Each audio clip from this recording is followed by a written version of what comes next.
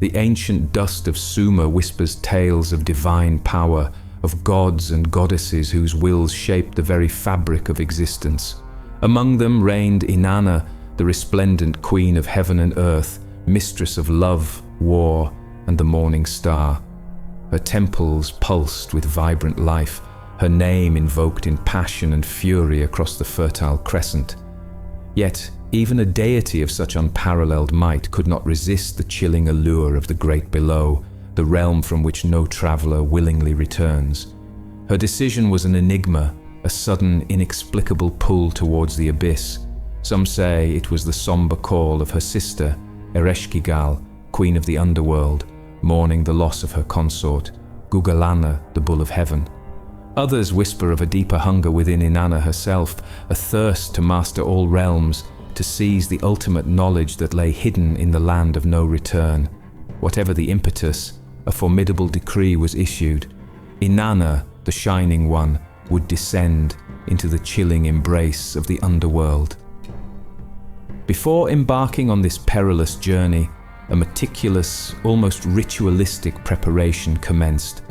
She adorned herself not merely with finery, but with the very symbols of her dominion.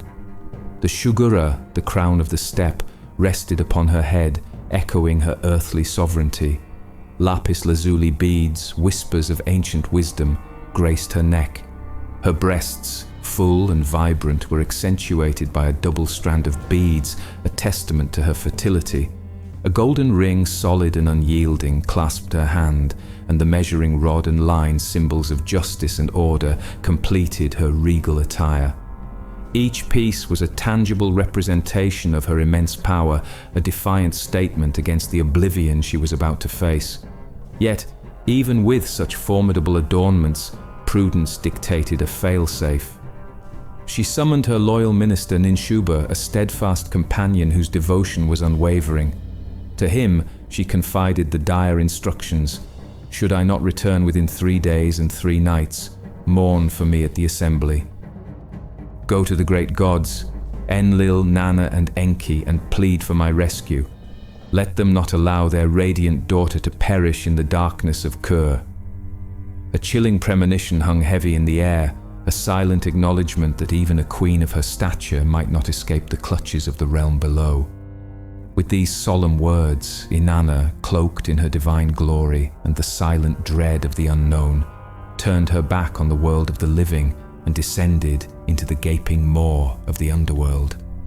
The 7 formidable gates of Kur awaited, each one a step closer to annihilation. The descent into the Underworld was not a gentle transition, but a horrifying stripping away of all that defined Inanna as a goddess. At the threshold stood Neti, the chief gatekeeper, his gaze as cold and unforgiving as the realm he guarded. As Inanna approached the first gate, Neti's voice, devoid of reverence, boomed, "Who are you, and why have you come to the land of no return?" Inanna, still cloaked in her regal defiance, declared her identity, expecting immediate passage. But the Underworld obeyed no earthly courtesy. "Pass, Inanna," Neti conceded, "but at this gate you must remove your shugura, the crown of the steppe." Reluctantly, the symbol of her sovereign power was relinquished, a chilling foretaste of what was to come. Through the second gate, the chilling demand was made for her lapis lazuli beads, the whispers of ancient wisdom torn from her neck. At the third, the double strand of beads adorning her breasts, symbols of her life-giving essence, were taken. With each successive gate, more of Inanna's divine attributes, her strength, her beauty, her very identity, were systematically peeled away. The fourth gate claimed the golden ring from her hand, severing her connection to earthly decrees and promises. The fifth demanded the measuring rod and line, the tools of justice and order, leaving her exposed to the inherent chaos of the realm.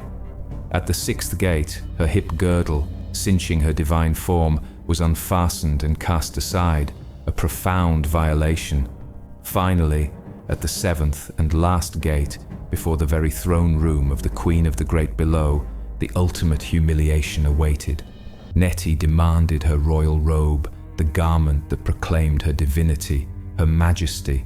Stripped bare, physically and symbolically, Inanna stood exposed, vulnerable, and utterly mortal. The chill of the underworld was no longer merely atmospheric, it had penetrated to her very core. She, the glorious Queen of Heaven, was now nothing more than a naked, powerless supplicant in the domain of her sister. The transformation was complete, and the stage was set for the horrifying judgment that awaited her. Beyond the seventh gate, Inanna, utterly diminished, faced the chilling council of the Anunnaki, the fearsome judges of the underworld. Presiding over them, cloaked in an aura of stark, unyielding authority, sat Ereshkigal, her sister, the queen of the great below. There was no warmth, no familial recognition in Ereshkigal's eyes, only the cold, hard justice of her domain. The Anunnaki turned their eye of death upon Inanna. It was not a physical weapon, but a gaze of pure, destructive power. With that single, annihilating glance, Inanna was pronounced guilty, her life extinguished.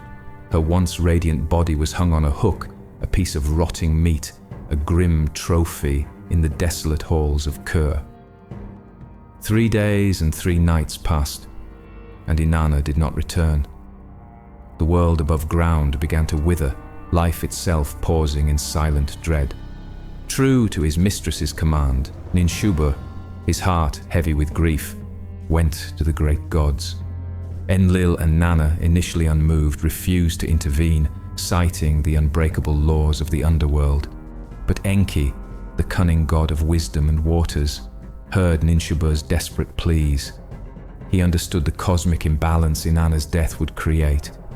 With his divine ingenuity, Enki fashioned 2 sexless beings from the dirt beneath his fingernails, Kurgara and Galatur. These were not ordinary beings. They were created specifically to circumvent the rigid rules of the underworld. They were granted the power to fly, to slip through the guarded gates unnoticed, and most importantly, the ability to empathize. They descended into Kur and found Ereshkigal in agony, groaning in the throes of childbirth, or perhaps simply consumed by the perpetual sorrow of her realm. Kurgara and Galatur mirrored her every moan, her every cry, offering solace where none had ever dared. Ereshkigal, touched by their shared grief, offered them a gift. They asked for Inanna's corpse, and in her anguish, she granted it. With the food of life and the water of life, Kurgara and Galatur resurrected Inanna, but the laws of the underworld, though bent, could not be broken. Inanna could return to the land of the living, but only if someone took her place. As she ascended, the Gala, terrifying demons of Kur, clung to her, ensuring she fulfilled the grim bargain. They searched the cities looking for a suitable replacement. Inanna, in her gratitude, saved those who mourned for her. Finally, they came to Kulub, where Inanna's beloved husband, Dumuzi, sat upon her throne, richly dressed, celebrating her supposed demise instead of mourning.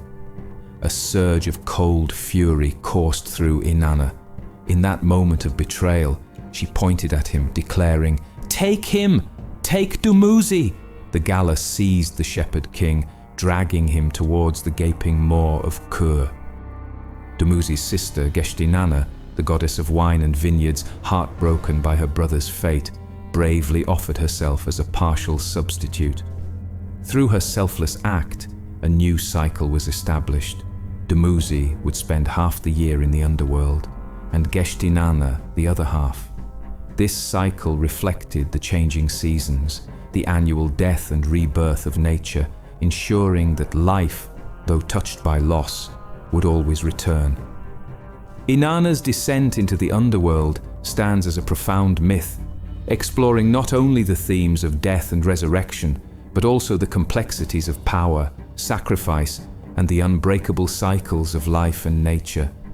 It reminds us that even the most potent deities are subject to certain inescapable laws, and that the greatest transformations often come through the most harrowing trials.